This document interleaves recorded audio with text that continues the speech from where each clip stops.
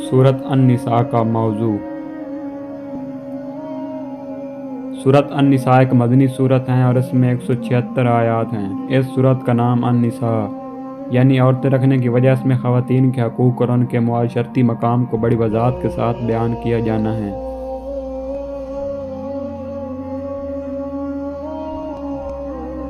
یہ سورت اسلامی معاشرتی نظام کے اہم پہلوؤں کو بیان کرتی ہیں اور اس میں تفصیل سے معاشرتی، اخلاقی اور قانونی اصولوں کو بیان کیا گیا ہے جن پر ایک مسلم معاشرے کی بنیاد رکھی جاتی ہیں۔ یہاں سورت کے اہم موضوعات کو تفصیل سے بیان کیا گیا ہے۔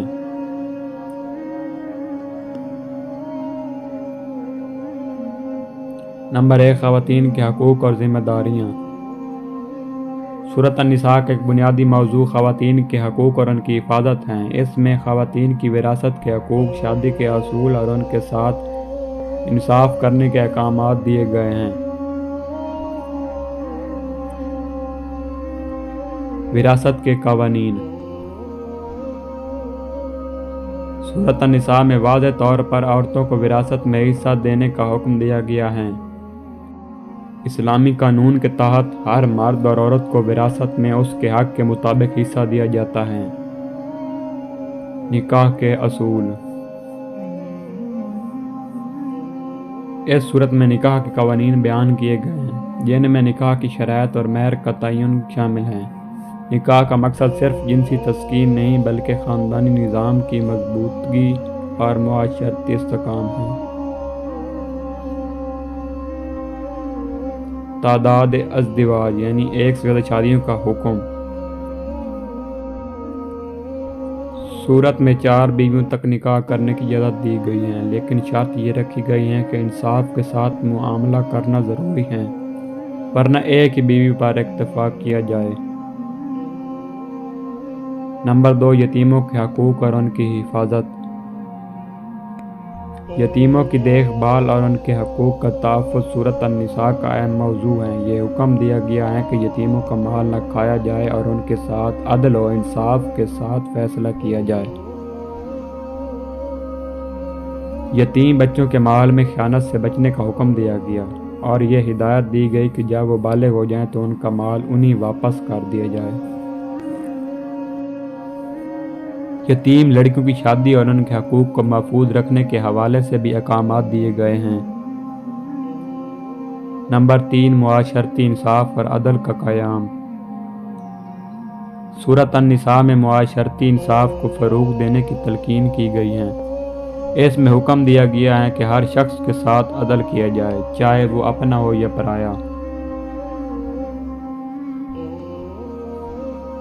گواہی کا انصاف۔ سچی گواہی دینے کا حکم دیا گیا ہے، چاہے وہ اپنے یا اپنے قریبی عزیزوں کے خلاف ہو۔ انصاف کے اصول۔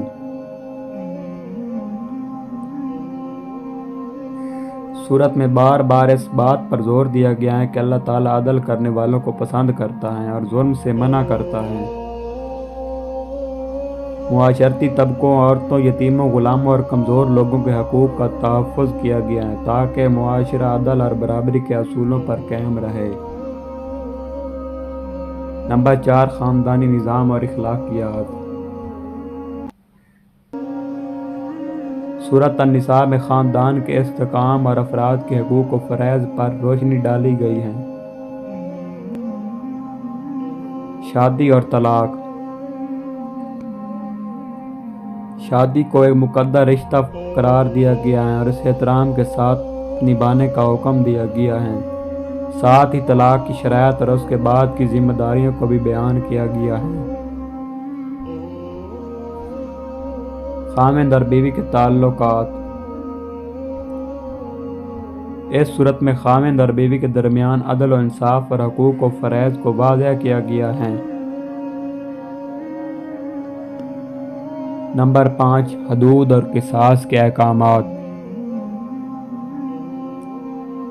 اس صورت میں قصاص یعنی بدلے کے احکامات بیان کیا گئے ہیں۔ اگر کوئی شخص ناحق قتل کرتا ہے تو اس کی سزا قصاص میں دی جائے گی، یعنی بدلہ لیا جائے گا تاکہ معاشرے میں انصاف قائم ہو۔ نمبر 6 منافقین اور ان کے کردار کی پہچان۔ منافقین کی علامات اور ان کو چالوں کو بے نقاب کیا گیا ہے۔ یہ لوگ بظاہر مسلمانوں کے ساتھ ہوتے ہیں لیکن در حقیقت دشمن کے ساتھ ملے ہوتے ہیں۔ ان کے کردار کو بے نقاب کرنے کے ساتھ ساتھ ان سے بچنے کی ہدایت بھی کی گئی ہے۔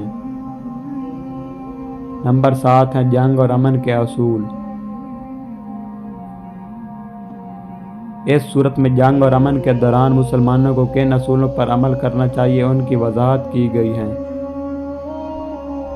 مسلمانوں کو حکم دیا گیا ہے کہ وہ ظلم سے بچیں اور حتی الامکان صلح اور امن کو ترجیح دیں۔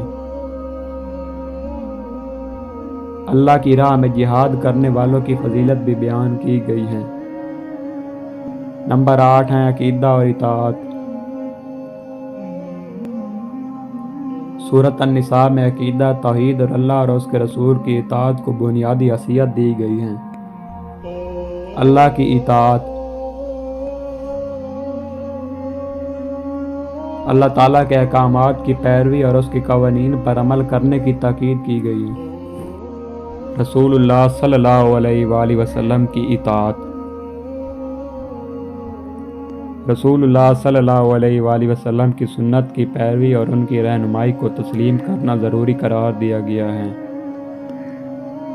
نمبر 9 بین الاقوامی تعلقات اور اہل کتاب۔ سورۃ النساء میں اہل کتاب یہود و نصارہ کے ساتھ تعلقات اور ان کے ساتھ معاملات کرنے کے حوالے سے بھی اصول بیان کیے گئے ہیں۔ اہل کتاب کے ساتھ نکاح اور ان سے معاشرتی تعلقات کے احکامات دیے گئے ہیں۔ مسلمانوں کو اہل کتاب کے بعض غلط عقائد اور اعمال سے خبردار کیا گیا ہے اور ان کی اصلاح کی تلقین کی گئی ہے۔ خلاصہ،